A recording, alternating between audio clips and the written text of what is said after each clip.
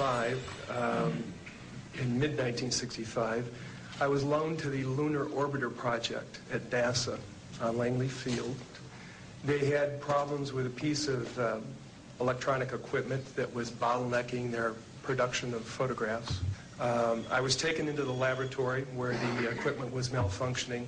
The Airman Second Class was in the darkroom at that time. I was also in Airman Second Class. About 30 minutes into the process, he said to me in a very distressed way, by the way, we've discovered a base on the backside of the moon. And then he proceeded to put photographs down in front of me, and clearly in these photographs were structures, spherical buildings, and towers.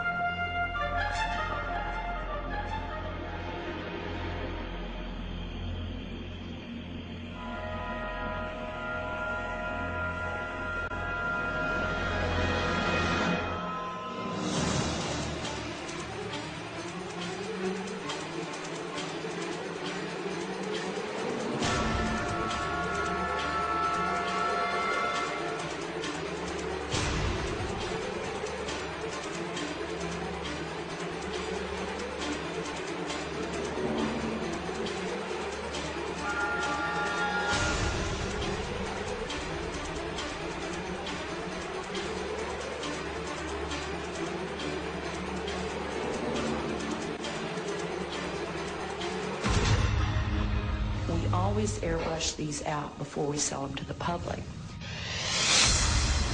Mosaics and showed this base, which had geometric shapes. There were towers, there were spherical buildings, there were very tall towers and things that looked somewhat like radar dishes, but they were large structures. If I compare it to what I'm seeing now, because I do have photographs that have artifacts in them that are similar to what I saw, they're massive. Some of the structures are, half a mile in size. So they're huge structures. Some of the buildings seem to have very reflective surfaces on them. A couple of structures that I saw reminded me of cooling towers at power generating plants. They had that sort of a shape. Some of them were just very, very straight and tall with a flat top. The particular shot that I saw, there were several clustered together over a landscape, a fairly large landscape.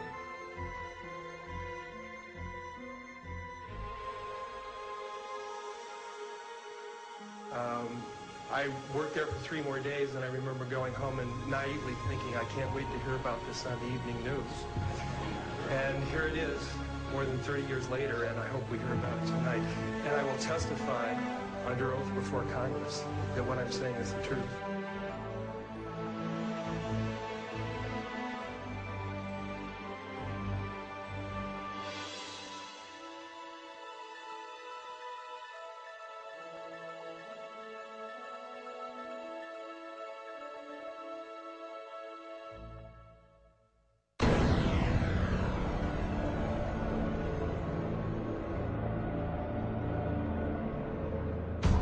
In 1959, the U.S. Army completed a plan for a manned military outpost on the moon.